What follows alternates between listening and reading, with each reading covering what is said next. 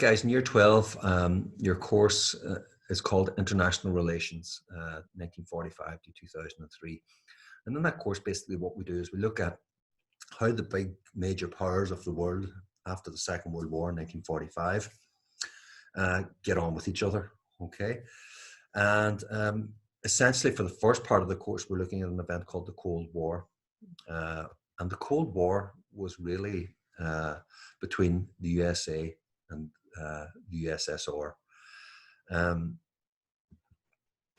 What is a Cold War? Well, a Cold War is used to describe a state of tension between the USSR and the USA after 1945, which could have spilled into a hot war, but thankfully it didn't. The two sides never fought each other directly, but took sides in other conflicts like the Vietnam War and the Korean War. So in the cartoon there, you can see America and the USSR looking at each other. America is represented by Uncle Sam, and he's holding a bag of money, which represents American capitalism.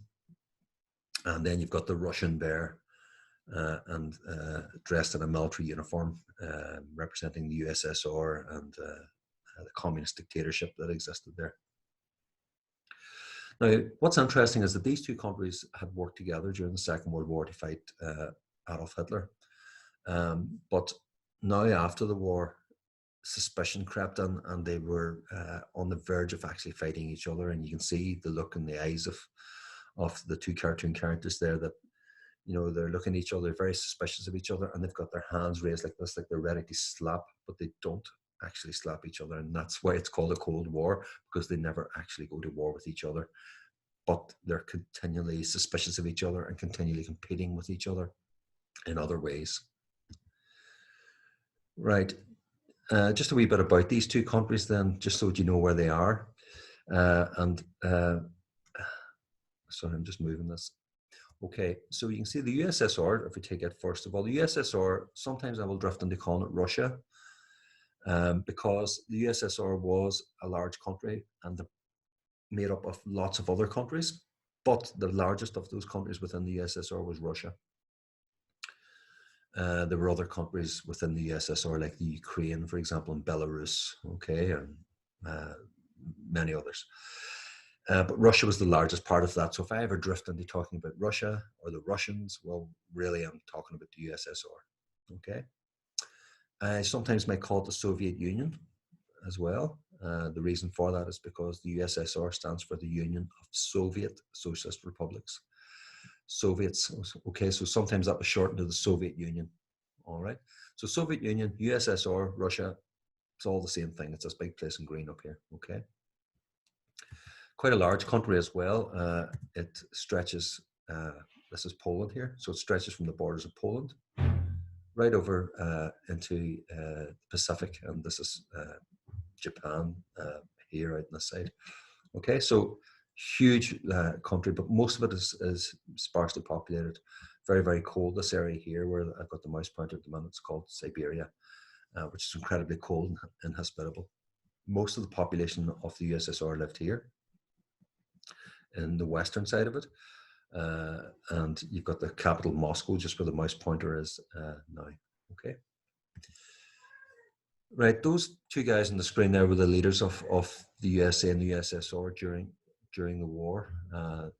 On the left there, you've got President Roosevelt of the USA, but on the right, more important to us, is Joseph Stalin, who was the leader of the USSR and a quite a brutal man, a brutal dictator, but we'll come back to that later. These two sides have worked together against a common enemy, Adolf Hitler. Hitler had attacked Russia and the USSR in 1941, and America had got involved in the war on the side of Britain as well against Hitler. So they both had a common enemy in Hitler. They both had somebody they could hate and they could work together against. But what I will show you later is that these two countries, Russia and America, had a history of mistrust. They never really liked each other. There's American troops landing in France during D-Day. Okay, we talked about that last year. We talked about Stalingrad last year, where we talked about how the Russian Red Army, Stalin's Red Army, helped defeat Hitler's troops at Stalingrad. And as the war came to an end in 1945, in April 1945, you had the Americans pushing in from the west, and you had the Russians pushing in from the east and squeezing Germany. The Russians coming in from the east had to go through Poland and Czechoslovakia and Hungary and all these countries, which they liberated on their way to Berlin. And there was a race to see who would get to Berlin first between the Americans and the Russians. I suppose that's a beginning of the Cold War, a beginning of this competition to see who can be top dog, who can be forced to get to Berlin and seize control of Hitler's old capital. Berlin is marked there with the star. And as many of you will know, it was the Russians or the Soviet Union who arrived in Berlin first and were able to raise the flag above the Reichstag building. And in fact, it was the Red Army soldiers who came across Hitler's burned body outside the Reichschancellery building. And I think recently there's been DNA tests done on a fragment of jawbone and teeth that the Russians keep in Moscow still in a museum. That's been confirmed that those belong to Hitler. So the Russians essentially are the ones who capture Berlin. Essentially, they're the ones who defeat Hitler, and essentially, in their head, they played a major role in ending World War II. What some people in the West feared was that Stalin wouldn't leave Eastern Europe. Here you can see a cartoon, a political cartoon from the time showing you Stalin reaching out from the USSR and planting flags across Eastern Europe. So you've got Poland here, and you've got Austria, Hungary, Bulgaria, Romania, Yugoslavia. And there's question marks over places like Sweden and France. In other words, the fear is, how far is Stalin going to go now that his Red Army is in Europe? Where is it going to stop? And Stalin's Red Army was a huge army. It had 11 or 12 million soldiers. It was the largest army involved in the Second World War at this stage. So there was a lot of fear about where this Red Army would stop. Right, so why did the two countries who had worked together to defeat Hitler in World War II begin competing with each other in a Cold War from 1945? Well, I've sort of given hints to why they are going to compete with each other. But one of the key reasons why they compete with each other is the fact that they are very, very different countries in terms of their ideology, the system of ideas that backs them up. America is a capitalist democracy which believes in free elections for their leaders. So the president is elected every 4 years, for example. It believes in free speech. People can say what they want, and even if it's fake news, people can say it, okay? There's a free press. The press are entitled to ask questions and ask questions of the leaders and post stories and publish stories and articles on anything that they wish. And individuals in a capitalist democracy have the right to make money. You have a right to set up a business, make profit, keep it, become as rich as you wish. As long as you work hard, it's yours. The government will expect you to pay taxes, but that's it. Apart from that, there's a free market. You've got freedom to operate and make money whatever way you wish. A communist dictatorship is very, very different. There are very, very few communist dictatorships left in the world. China, Cuba, North Korea would be an example. But at this stage, Russia and the USSR was a communist dictatorship. What essentially that meant was that you have a one-party state, which means there's no elections, no choice in elections. There's only one party that exists, the Communist Party. So there's no point having elections. And the Communist Party is in control all the time. Leaders aren't elected.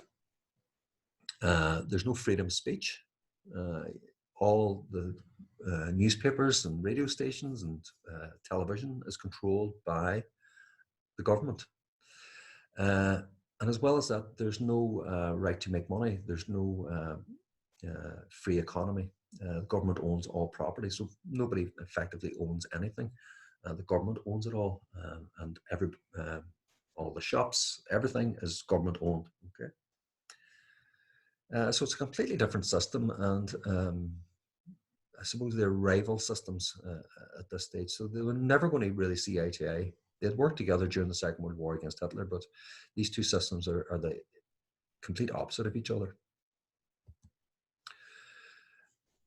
Russia's system was so different because Russia had had a revolution in 1917, led by a group called the Bolsheviks. okay, and the Bolsheviks were led by Lenin. The Bolsheviks essentially are communists, okay, don't worry about the word Bolsheviks. But during this revolution, the Bolsheviks had seized power and created this new communist society in Russia. And they'd fought against a lot of people to gain that control. And the USA had actually helped the Bolsheviks' opponents during the Russian Civil War, which came after the revolution. So the USA had always feared these communists and had tried to stop them from taking over. The USA also refused to recognize the communist government of the USSR until 1933. What that means by the fact that they refused to recognize them, they refused to recognize them as being the proper government or the legitimate government. They treated them like outcasts. No, you are not an official government. You're a bunch of revolutionaries. We don't want to talk to you. We don't want to deal with you. We're not speaking with you. And that went on for, you can see there, for 15 years, where the Americans refused to recognize this communist government which had been set up in Russia. I'm showing you this picture because we've got Lenin here, who was the leader of the Russian Revolution. Here's one of his right-hand men, Stalin, sitting in the background. And Stalin becomes the leader after Lenin dies. Lenin dies in 1924, and Stalin takes over. Right, so Stalin, who is Stalin then? Well, Stalin was a ruthless dictator who ruled the USSR from 1928 to 1954. And he's responsible for the deaths of up to 20 million Russians during his reign. He carried out purges in the 1930s, where he killed millions of people, sent people off to concentration camps that were called gulags. And he was a ruthless man. And the West knew this about him. The Americans knew this about him. They knew that he was a dangerous character and really couldn't be trusted. But they worked with him to defeat Hitler. But he is not the type of person maybe that you want to trust. And they were very, very suspicious of him. So here's another reason why these two sides can't really work with each other. Now, in the run-up to World War II, Stalin had asked for an alliance with Britain and the USA against the Nazis. He had asked for help. I mean, from what you know about Hitler, you know Hitler hated communists and Jews. And who are the communists? Well, the communists are the Soviet Union. And that Hitler always intended to attack the Soviet Union. And Stalin knew this. Stalin knew that he was going to get attacked by Hitler in World War II. And before World War II, he said to the West, and by the West, I mean Britain and America, please help me. You know, let's form an alliance together against Hitler so Hitler doesn't attack us. But the USA and Britain refused and says, no, we don't want to go into an alliance with you, Stalin. You know, are you serious? You're not the type of person that we want to be in an alliance with. We don't agree with communism, and we don't like the way you run your country. You're a ruthless dictator who's murdered 20 million of his own people. We will not work with you. Now, because of that, Stalin was forced to do a deal with Hitler. And if you look at this cartoon, it's a very humorous one. Shows you Hitler and Stalin getting married. This refers to the Nazi-Soviet Pact, which was signed just before the outbreak of World War II, where Stalin and Hitler agreed not to attack each other in the meantime anyway. This allowed Hitler to invade Poland without starting a war with Russia. So just to give you a bit of the background, at the start of World War II, Hitler invades Poland and takes over half of it. The Russians invade the other half and they split Poland between them. Okay. Now, this doesn't mean that the two sides like each other. It just means that they're agreeing at the start not to go to war with each other. Okay, that they don't want to go to war with each other at the start. So this is called a non-aggression pact. We'll not fight with each other at the moment. Okay. Now, Stalin feels that he was forced into this, but to the West looking at this, they look, well, Stalin and Hitler have done a deal with each other. Can we really trust this guy, Stalin? Here's just another cartoon just to show you. Poland here is lying on the floor, and you've got the two dictators, Hitler and Stalin, sort of greeting each other, but they're actually insulting each other. Hitler calls Stalin the scum of the earth, and Stalin uses the word assassin to describe Hitler. So whereas they're greeting each other, they're actually insulting each other as well. And Poland is lying on the ground. Poor Poland suffers as a result of this Nazi-Soviet pact. Right. I think we'll leave it there at that point. So hopefully at this stage now, what you should understand is that the USA and the USSR worked with each other during the Second World War. Okay, they worked with each other because they had a common enemy in Hitler, who they both despised. However, there was a lot of history of mistrust between these two countries going right back as far as 1917, and you can see that that mistrust and that suspicion of each other was building in 1945 already. So that's what you missed if you missed the Zoom session. That's the talk that you missed, and you should be able to answer the questions that are in Classroom after seeing this. Okay. Any questions? Please submit them to Classroom, and I will do my best to answer them.